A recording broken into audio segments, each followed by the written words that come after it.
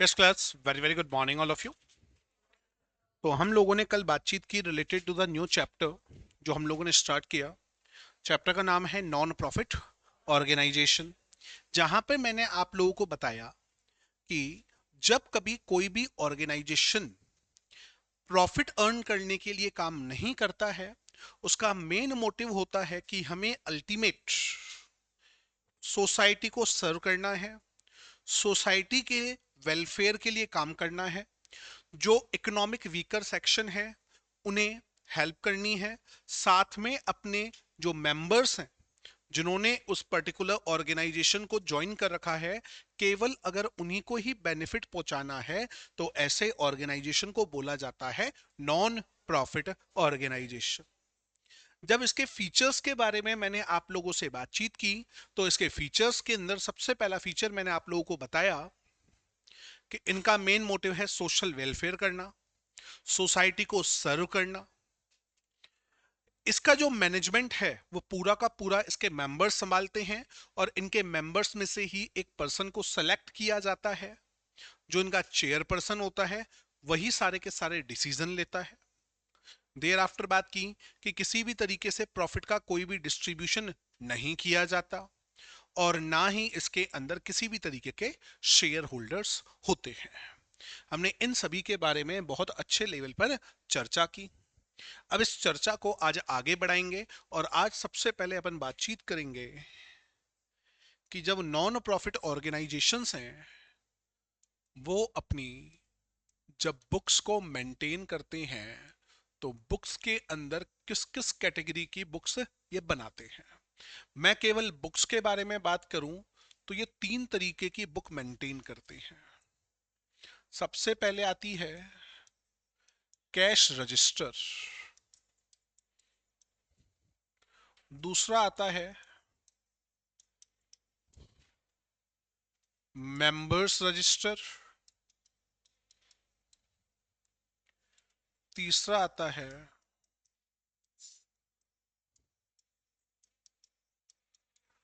Stock register. बात करें cash registered के बारे में, कितना कैश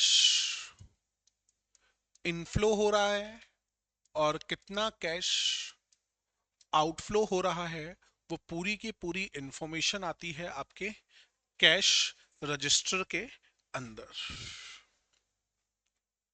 बात करें मेंबर्स रजिस्टर की, तो कितने मेंबर्स ने ज्वाइन किया,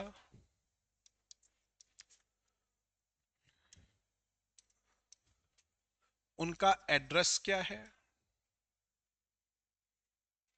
कितने मेंबर्स ने ज्वाइन किया, उनका एड्रेस क्या है, उनके सब्सक्रिप्शन चार्जेस क्या हैं, उसकी डेट ऑफ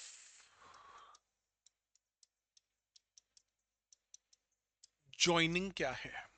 ये सारी की सारी डिटेल लिखी जाती है मेंबर्स रजिस्टर के अंदर। फिर बनता है स्टॉक रजिस्टर, जहां पे स्टॉक की क्वांटिटी, कितने में परचेज किया, कितने में सेल किया, वो सारी की सारी डिटेल हमें देखने को मिलती है स्टॉक रजिस्टर के अंदर। तो बुक्स के अंदर ये फाइनेंशियल स्टेटमेंट वाली बुक्स की बात नहीं हो रही है, ये बात हो रही है इसके नॉर्मल जो बुक्स होती हैं उनके बारे में। इसके बाद सवाल उठता है कि जब ये अपने फाइनेंशियल स्टेटमेंट बनाते हैं, तो अपने फाइनेंशियल स्टेटमेंट के अंदर ये किन किन चीजों को इंक्लूड करते हैं। अगर मैं इसके बारे में आप लोगों से बातचीत करूं, तो सबसे पहले ये लोग बनाते हैं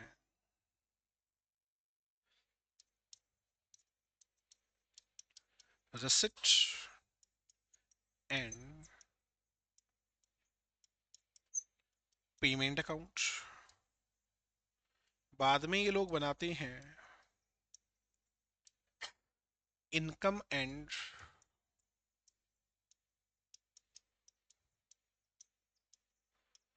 एक्सपेंडिचर अकाउंट, और लास्ट के अंदर ये लोग बनाते हैं बैलेंस शीट।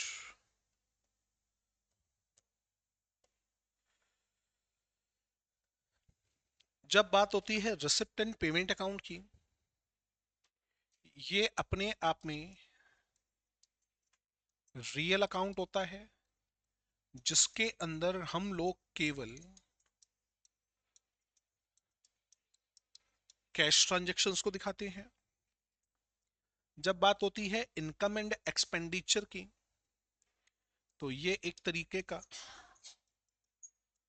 नॉमिनल अकाउंट होता है जिसमें केवल रेवेन्यू नेचर के ट्रांजैक्शंस को दिखाया जाता है। लास्ट में बनती है बैलेंस शीट, जिसके अंदर जितने भी अकाउंट हैं, चाहे वो रियल हो चाहे वो पर्सनल हो, उनकी पूरी की पूरी समरी जो होती है वो दिखाई जाती है बैलेंस शीट के अंदर। ये बुक्स है और ये फाइनेंशियल स्टेटमेंट है, राइट, नोट कीजिएगा।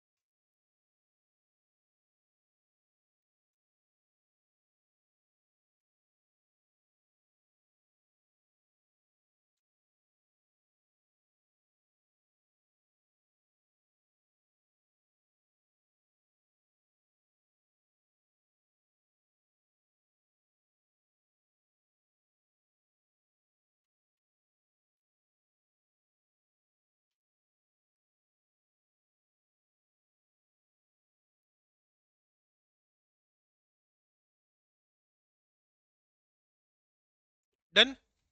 अब देखो, मुझे सबसे ज्यादा फोकस रखना है फाइनेंशियल स्टेटमेंट पे। ये तो केवल रजिस्टर है, हमें इसके ऊपर फोकस नहीं रख करके हमें इनके ऊपर फोकस रखना पड़ेगा। अब इनके ऊपर अगर मुझे फोकस रखना है, तो जो एक नॉन प्रॉफिट ऑर्गेनाइजेशन होता है, उस नॉन प्रॉफिट ऑर्गेनाइजेशन के अंदर या फिर किसी भी तरीके के बिजनेस ऑर्गेनाइजेशन के अंदर होने वाले सारे के सारे ट्रांजैक्शंस की हमारे पास डिटेल होनी जरूरी है। जितने भी ऑर्गेनाइजेशंस हैं, उन सारे ऑर्गेनाइजेशंस के अंदर होने वाले ट्रांजैक्शंस की डिटेल हमें पता होनी चाहिए कि आखिर एक नॉन प्रॉफिट ऑर्गेनाइजेशन के अंदर कितने तरीके के ट्रांजैक्शंस होते हैं।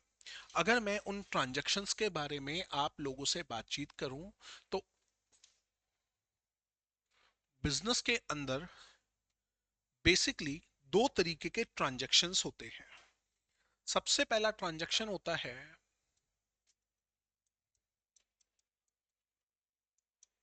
कैपिटल नेचर ट्रांजैक्शन, दूसरे होते हैं रेवेन्यू नेचर ट्रांजैक्शन। एक एनजीओ के अंदर या फिर किसी भी तरीके के बिजनेस ऑर्गेनाइजेशन के अंदर दो तरीके के ट्रांजैक्शन देखे जाते हैं। एक तो होते हैं कैपिटल नेचर ट्रांजैक्शन, दूसरे होते हैं रेवेन्यू नेचर ट्रांजैक्शन। अगर मैं बात करूं कैपिटल नेचर ट्रांजैक्शंस के बारे में, ऐसे ट्रांजैक्शन जो हमारे बिजनेस के पॉइंट ऑफ व्यू से रहें लॉन्ग टर्म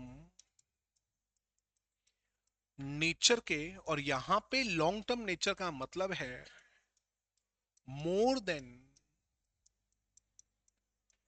1 ईयर से रिलेटेड जितने भी ट्रांजैक्शन होते हैं वो कैटेगरी में आते हैं कैपिटल नेचर की। वहीं ऐसे ट्रांजैक्शन जो कि रहे शॉर्ट टर्म नेचर के, जो कि रिलेट करें ओनली वन अकाउंटिंग और ऑपरेटिंग ईयर, वो ट्रांजैक्शन कहलाते हैं रेवेन्यू नेचर। जो ट्रांजैक्शन हमारे बिजनेस की डे टू डे एक्टिविटीज से रिलेट करें, फॉर एग्जाम्पल हम लोगों ने सैलरी का पेमेंट किया, हम लोगों ने रेंट का पेमेंट किया, हम लोगों को सब्सक्रिप्शन रिसीव हुआ मेंबर्स से, तो ये सारे के सारे ट्रांजैक्शन कहलाते हैं रेवेन्यू नेचर। और जो बिजनेस के लॉन्ग टर्म नेचर के ट्रांजैक्शन हैं, जो कि बिजनेस को स्मूथ करने का काम करते हैं, जो बिजनेस को इंक्रीज करने का काम करते हैं, वो सारे कहलाते हैं कैपिटल नेचर ट्रांजैक्शन। अगर मैं इसके एग्जाम्पल के बारे में बातचीत करूं तो इसके एग्जाम्पल में आ गया, हमने किसी भी तरीके की एसेट्स परचेस कर ली, हमने गवर्नमेंट से या फिर किसी भी ऑर्गेनाइजेशन से स्पेसिफिक टाइप का डोनेशन ले लिया, हमने लायबिलिटीज के पॉइंट ऑफ व्यू से लॉन्ग टर्म लोन ले लिया, तो ये कहलाएंगे capital nature of transaction. Right. हमेशा एक बात का ध्यान रखिए, अगर कोई भी ट्रांजैक्शन रिलेट करता है कैपिटल नेचर से, तो वो ट्रांजैक्शन अल्टीमेट हमारी फिक्स एसेट्स या फिर लॉन्ग टर्म लायबिलिटीज से रिलेट करेगा, जिनको हमेशा दिखाया जाता है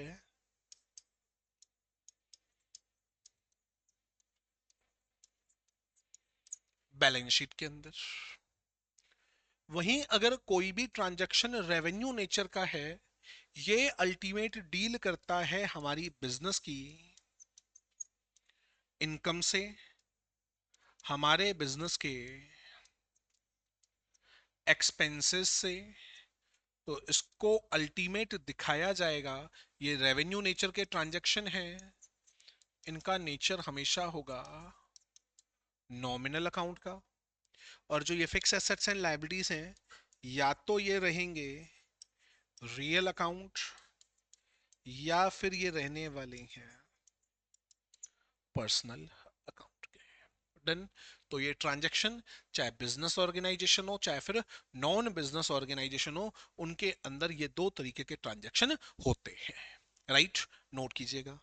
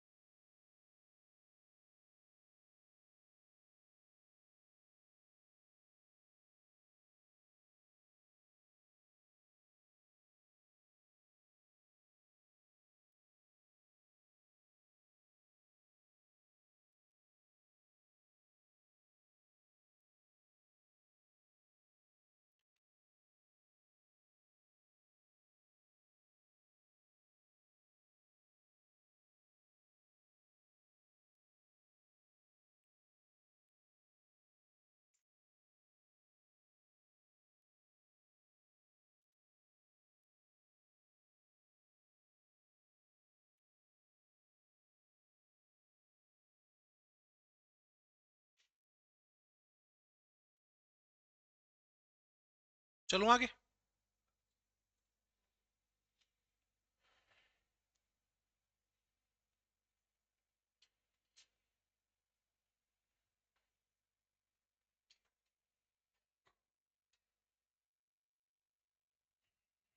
चलिए, अपन बात कर रहे हैं अब सबसे पहले कैपिटल नेचर ट्रांजैक्शंस की। जैसा कि मैंने आपको बताया, या तो मेरी यहां सर एसेट्स जो है, फिक्स्ड एसेट्स, या तो इंक्रीज होंगी या फिर डिक्रीज होंगी।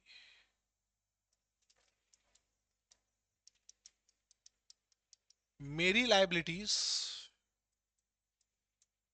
या तो इंक्रीज होगी या फिर डिक्रीज होगी। ये चीजें केवल दो ही अकाउंट में होंगी अगर वो एसेट से रिलेट करती हैं। तो नॉर्मल सी बात है, वो रियल अकाउंट इन नेचर है। Either they are the personal account in nature. तो अल्टीमेट इनको शो किया जाता है बैलेंस शीट के अंदर, और चाहे वो कैश में हो या फिर वो क्रेडिट में हो, आइदर इन कैश और क्रेडिट, इसको हमेशा शो किया जाएगा बैलेंस शीट के अंदर। अब यहां पर सवाल ये है कि जो कैपिटल नेचर ट्रांजैक्शन है वो दो तरीके के होते हैं। उन दो तरीके के अंदर आया, या तो वो होगी रिसिप्ट या फिर वो होने वाला है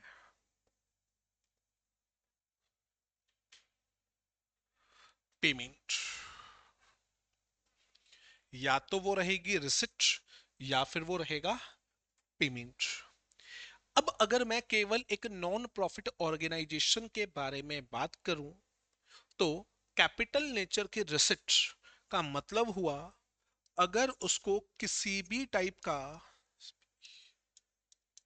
स्पेसिफिक डोनेशन मिल रहा है, किसी भी तरीके की स्पेसिफिक ग्रांट या फिर फंड मिल रहा है, या फिर इन्होंने किसी भी तरीके का लोन लिया है, या फिर इनको किसी भी तरीके की लेगेसी रिसीव हुई है। लेगेसी का मतलब होता है किसी ने पूरी की पूरी वसीयत एनजीओ के नाम पर कर दी। अल्टीमेट इनके पास पैसा आ रहा है, और जब भी पैसा आएगा तो हमेशा ध्यान रखिए उससे आपकी लायबिलिटीज जो हैं वो होने वाली है इंक्रीज।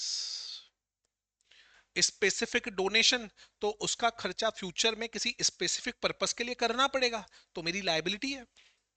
किसी भी तरीके का ग्रांट आ गया, फंड आ गया, तो मुझे खर्चा करना पड़ेगा।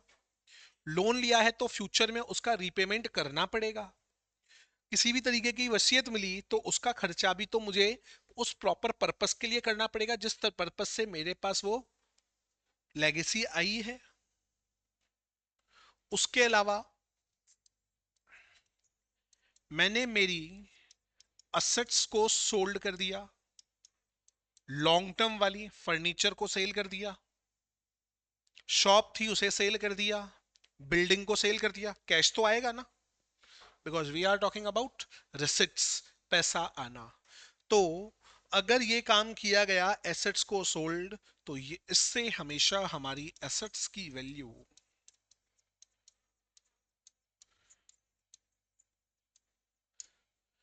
डिक्रीज होगी, राइट। वहीं अगर मैं आप लोगों से बातचीत करूं पेमेंट की, तो यहां पर मैंने जो मेरा लोन लिया था उस लोन का कर दिया रीपेमेंट, या फिर मैंने किसी भी तरीके की एसेट्स को कर लिया परचेज, तो वो कहलाएगा कैपिटल नेचर का पेमेंट। अब यहां पर मेरी या तो असेट्स इंक्रीज होंगी या फिर मेरी लायबिलिटीज होने वाली हैं डिक्रीज।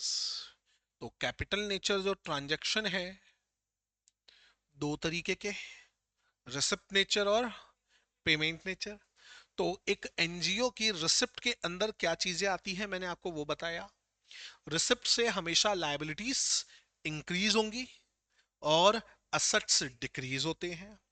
वहीं कैपिटल नेचर की लायबिलिटी पेमेंट से मेरी एसेट्स या तो इंक्रीज होगी या फिर मेरी लायबिलिटीज की वैल्यू डिक्रीज होगी।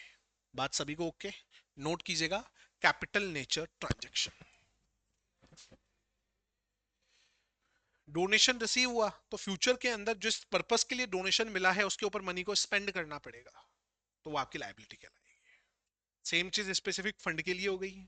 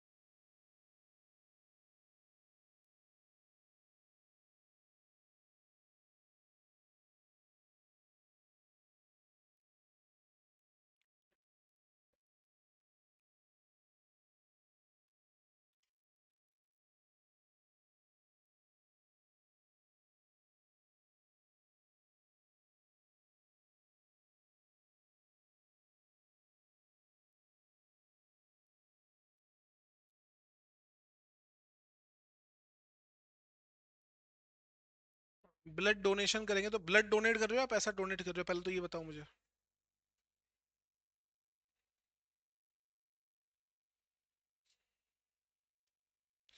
ब्लड डोनेशन कैंप लगाया, अब मेरे पास एक डोनेशन आया था only for blood donation camp arrange करने के लिए, तो जितना फंड मेरे पास आया वो है मेरी रिसिप्ट। कैपिटल नेचर की मतलब मेरी लायबिलिटी बढ़ गई। अब मैंने जब वो डोनेशन का पूरा अमाउंट खर्च कर दिया तो डोनेशन की वैल्यू क्या हो जाएगी, कम हो जाएगी ना। ब्लड आया उससे मतलब नहीं, ब्लड डोनेशन में जो खर्चा हुआ उससे मतलब है, और जो पैसा आया उससे मतलब। ठीक है, चले आगे, हो गया सभी का।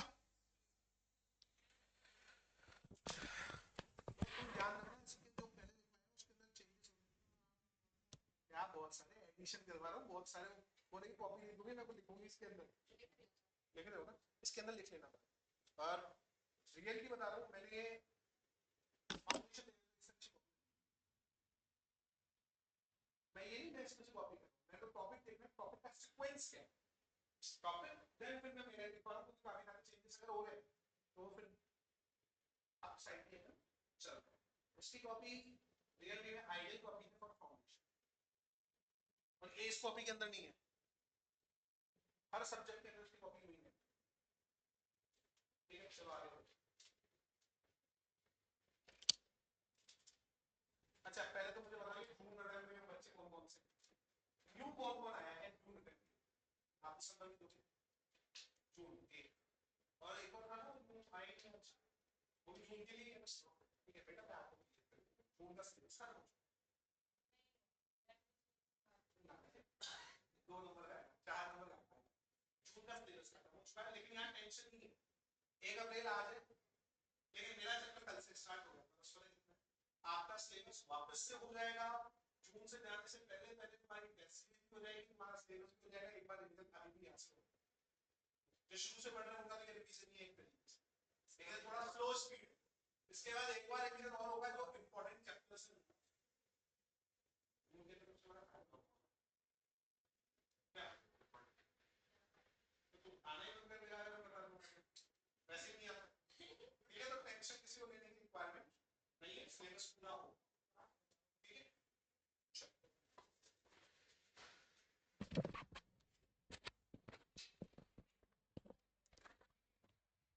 अब अपन बात करते हैं कैपिटल नेचर ट्रांजैक्शंस के बाद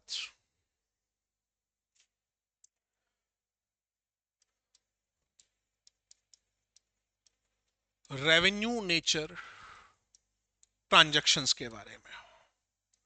चीजों को समझिए। रेवेन्यू नेचर या तो रिलेट करेगी इनकम से, या फिर रिलेट करेगी एक्सपेंसेस से। अब ये कैश में भी हो सकते हैं, या फिर ये क्रेडिट में भी हो सकते हैं।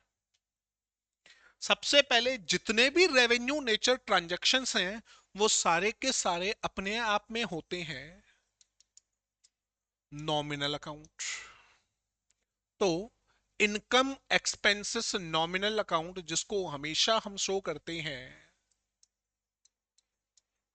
इनकम एंड एक्सपेंडिचर अकाउंट के अंदर, जितने भी रेवेन्यू नेचर आइटम हैं उसको हमेशा शो किया जाता है इनकम एंड एक्सपेंडिचर अकाउंट में। या तो कैश में होंगे या क्रेडिट में होंगे। हमेशा ध्यान रखना, income always credited, income always credited. तो इसको हमेशा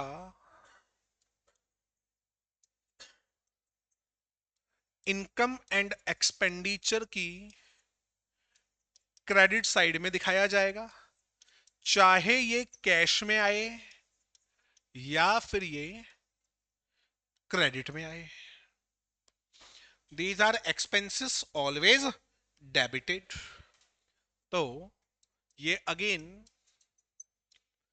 इनकम एंड एक्सपेंडिचर अकाउंट की हमेशा डेबिट साइड में होंगे, चाहे कैश में हो चाहे क्रेडिट में हो।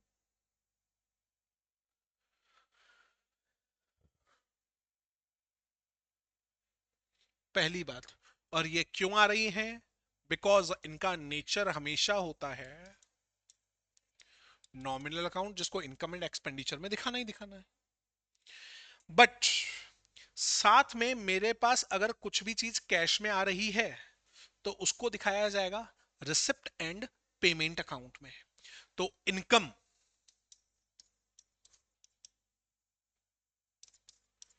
रिसिप्ट एंड पेमेंट अकाउंट में आएगी, और उसकी हमेशा डेबिट साइड में आएगी। When cash comes in debit, when cash goes out credit. लेकिन यहां पे हमेशा कैश वाले आएंगे, क्रेडिट वाले नहीं आएंगे। वहीं ये रिसिप्ट एंड पेमेंट अकाउंट के क्रेडिट साइड में आएंगे, because credit means goes out, और ये भी किससे रिलेट होने चाहिए? कैश से रिलेट होने चाहिए। Right, noted.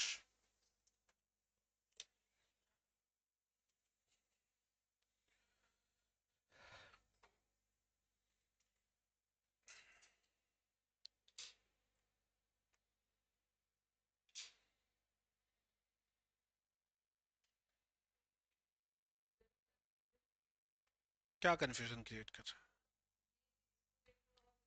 सेम ही तो है दोनों, सेम है दोनों।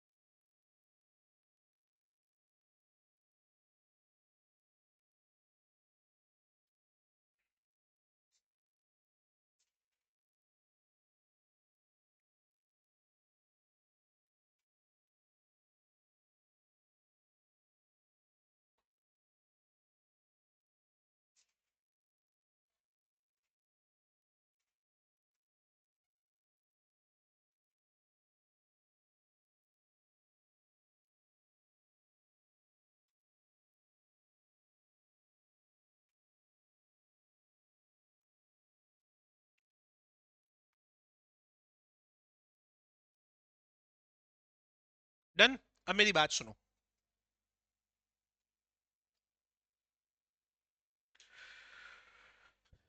इनकी बात हो गई।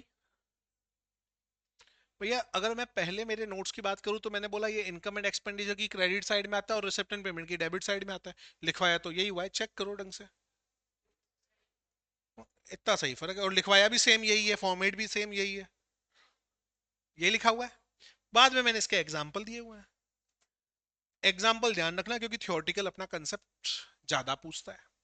अब एक एनजीओ के लिए रेवेन्यू नेचर इनकम क्या क्या है, तो उसके अंदर सबसे पहले आता है subscription,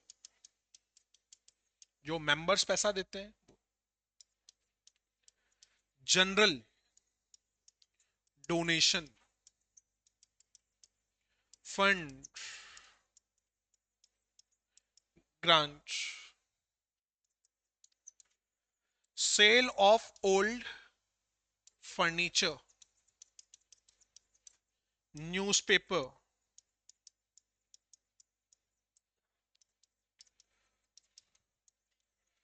interest received, these all are the revenue nature income example. If we talk about payment, salary, rent, सबसे important honorarium, कोई भी चीफ गेस्ट आता है उसके सम्मान में जो भी पैसा खर्च होता है उसे बोलते हैं होनेरेरियम। तो इन एनजीओ को बार बार चीफ गेस्ट तो बुलाना पड़ेगा, कोई भी फंक्शन करेंगे तो उनको जो भी पैसा दिया जाएगा, जो भी खर्चा आएगा, वो क्या होगा? रेवेन्यू नेचर एक्सपेंडिचर है। ठीक है। उसके अलावा डेप्रीशिएशन।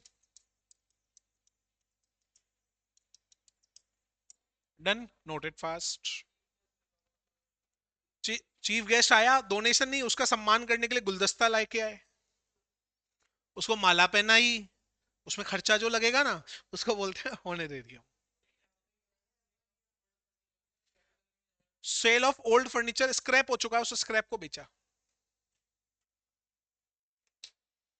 केवल सेल ऑफ फर्नीचर होता तो कैपिटल नेचर, वर्ड क्या लग गया? ओल्ड फर्नीचर, तो वो हो गया रेवेन्यू नेचर।